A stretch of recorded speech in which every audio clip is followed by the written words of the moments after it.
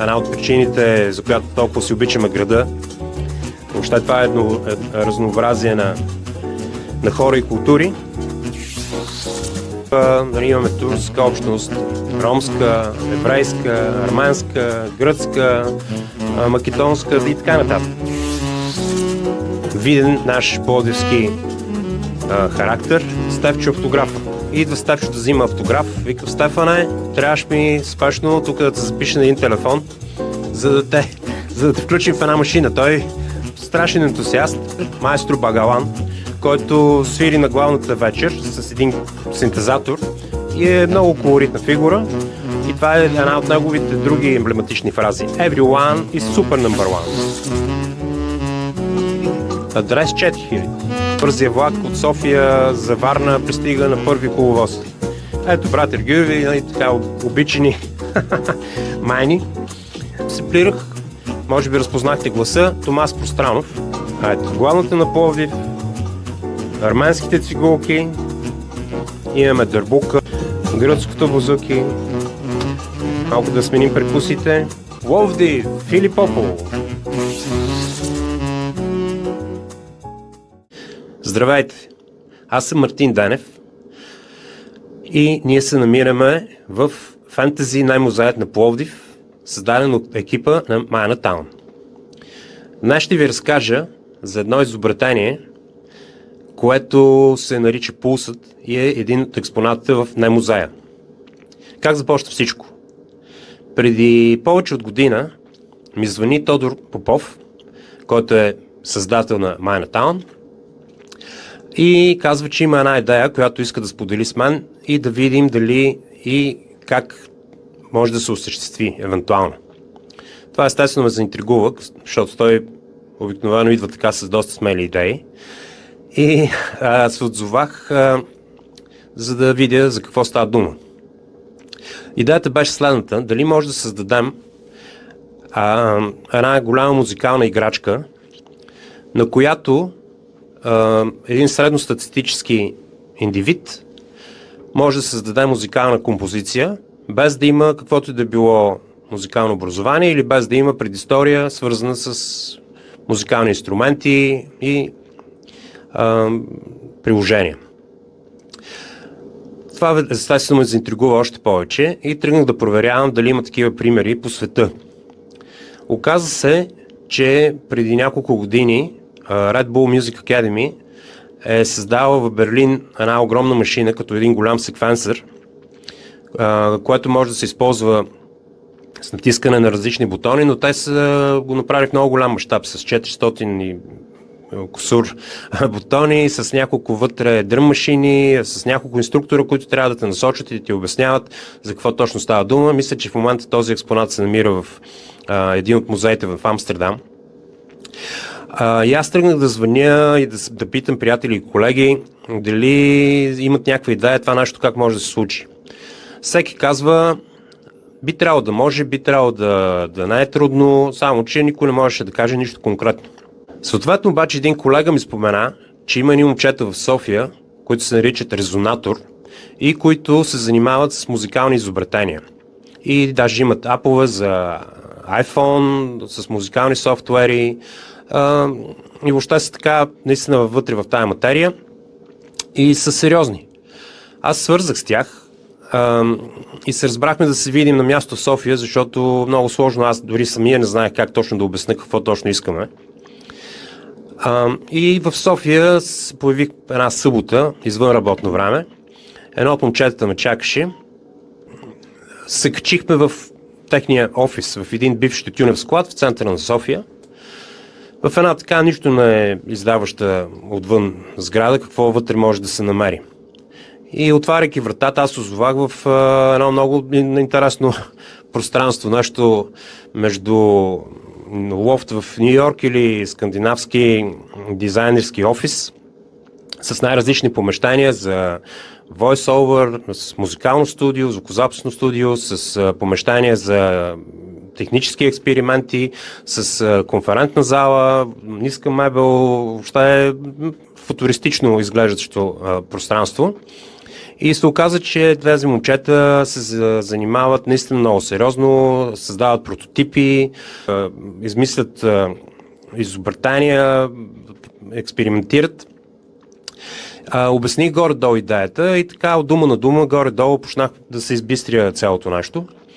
И решихме да пробваме да направим един такъв уред, който да бъде базиран на Ableton Live, един музикален софтуер, който е така много популярен и много user-friendly, както се казва.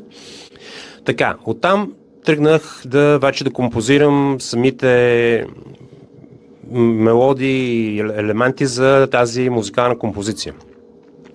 Реших да се спрем на 32 различни бутона, както е и кода на Пловдив 032, разделени в 8 редици по 4 бутона. Аз общо взето създадох 4 различни композиции, в които елементите, между всичките елементи в тези 4 композиции могат да се съчетават един с друг. Но, примерно, без да съчетаваме бит с бит, защото ще става много голяма какофония може да настъпи.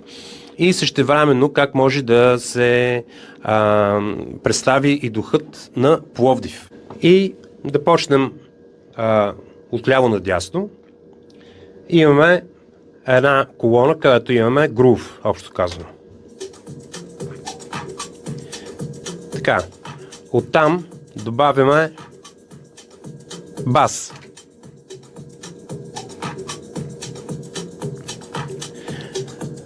Оттам, да кажем, синт някакъв.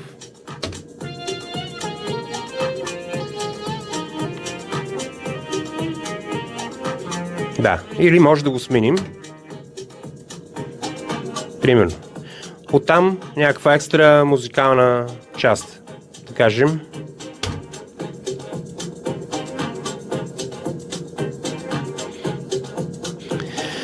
Така, тук имаме една колона, която е много интересна, защото тя е с ориенталски перкусии. Както казах, много трябваше да се обмислят отделните елементи и ние, понеже в Пловдив вече от хилядолетия живеем съвместно най-различни етноси, което е една от причините, за която толкова си обичаме града. Въобще това е едно разнообразие на хора и култури. Решихме да включим, да преплетем елементи от тези различни култури. И сега, примерно, имаме дърбука, имаме турска общност, ромска, еврейска, арменска, гръцка, македонска и така нататък. Искахме всичките тия култури да бъдат представени. Съответно, примерно имаме, да кажем, дърбука. Оттам, да кажем, имаме арменски цигулки. Или гръцко бузуки. Или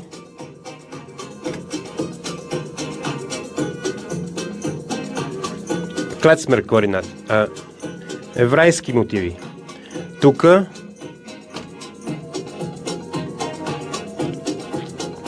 имаме един мотив, така сръбско-македонски. Знаете, в началото на 20 век огромна вълна бежанци пристигат в Пловдив. Много от тях в Кючук Париж се застрелват, но така че тази общност е сериозно представена в нашия град. И оттам решихме да вкараме и гласове, това беше и една от изненадите, да вкараме гласове на видни пловдивчани и въобще така елементи, които представят града. Какво имаме тук? Виден наш пловдивски характер, Стефчо автографа. Това беше много интересно с него, защото аз трябваше да го видя, да го намеря някъде из града, да го срещна, за да го запиша. И имах DJ сет в Фарго.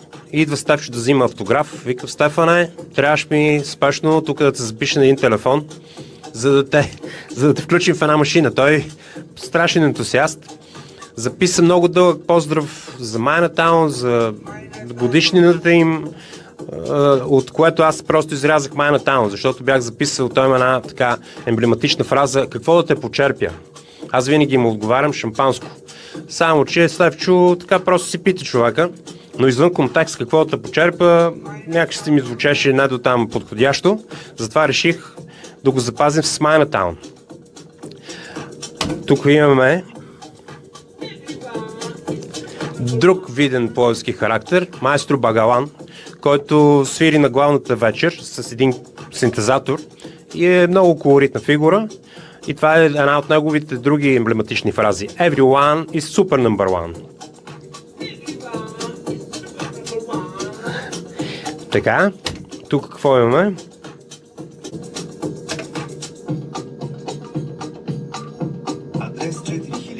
Адрес 4000. Тук от едно телевизионно предаване от 80-те, мисли. Може да сменяме грувовете, естествено. Хайде да мина на друг грув, с друга бас линия. Адрес 4000. Тук имаме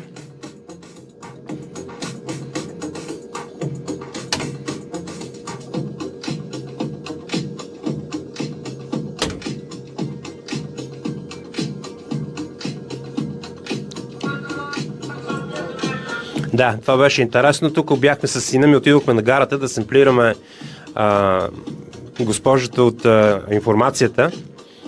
То се оказа, че няма високоговорители на Пловдивската гара. Има една радиоточка в един ъгъл и застанахме отдолу да чакаме лелята да обяви нещо. Тя съответно обяви бързия влак от София за Варна, пристига на първи коловоз. Така че решихме да вкараме и нашите градове по брати ми, София и Варна. Оттам семплирахме и брати Аргирови, които са видни пловдивчани майни, и трябваше да присъстват. То беше много трудно да изберем на първо време кой точно да участва, да представим, но ето брати Аргирови, така обичани майни. Чакай да свиним малко грува.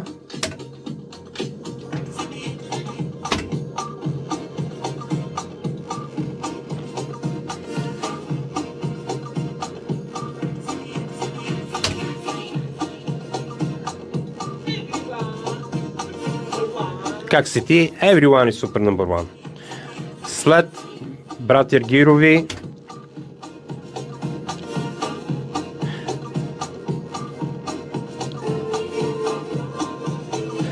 шапката на Радио Пловдив. Радио Пловдив съм аз. Everyone is super number one.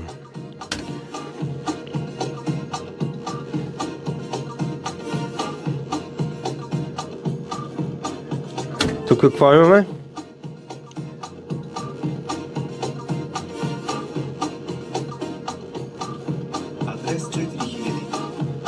Адрес 4000 и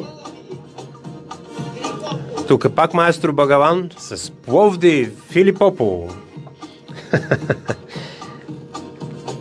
И тук на финала от гласовете главната на Пловдив. А това го семплирах, може би разпознахте гласа, Томас Пространов, което чух едно интервю, същото много старо интервю, в което разказваше една история, която тя не е толкова весела. Разказваше как през 80-те на главната го спират двама милиционери по соца и намират някакви плочи в него и решават, че тия плочи са западно влияние и така, и даже му щупват една или две и ги изхвърлят. Но иначе започва интригуващо самата история. Вървя си аз по главната на Пловдив, така че реших да го семплирам в случая. И общо заето главната на Пловдив, арменските цигулки, гръцкото бузуки, малко да сменим перкусите. Тук може да дигаме темпото, да го намаляме. по-бавно и по-бързо. Идеята е да може да запишем също тази композиция и после с QR код да може да си я свалим. Имаме и филтър.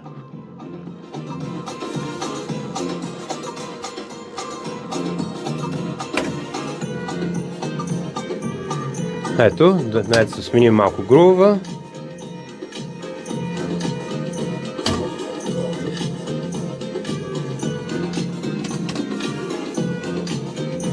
Главното на Пловдив.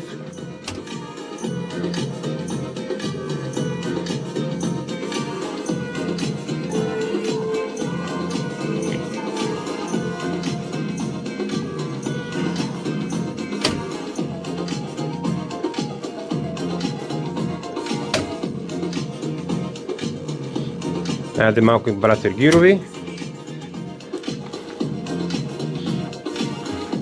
Малко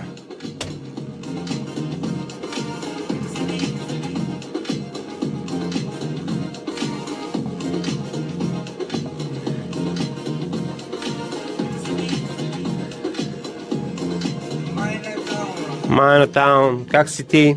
Един така наистина пловдивски експеримент и пловдивско изобретение, което в момента на което в момента се създава и мобилна версия, но да, в общи линии това е историята на Pulse. Не бях се занимавал до сега с подобна инициатива и съм наистина много благодарен, че имам шанса да съм част от Музея на Пловдив, една наистина така майна инициатива. Както се казва, правим история. И ви каня да заповядате, ако вече не сте идвали в Музея на Пловдив, заповядайте, вижте експонатите, заиграйте се, прекарайте време, доведете приятели и се наслаждавайте на тия експонати, които наистина са едни уникати сами по себе си. Това беше от мен. Аз съм Мартин Денев. Бъдете здрави и стойте специални!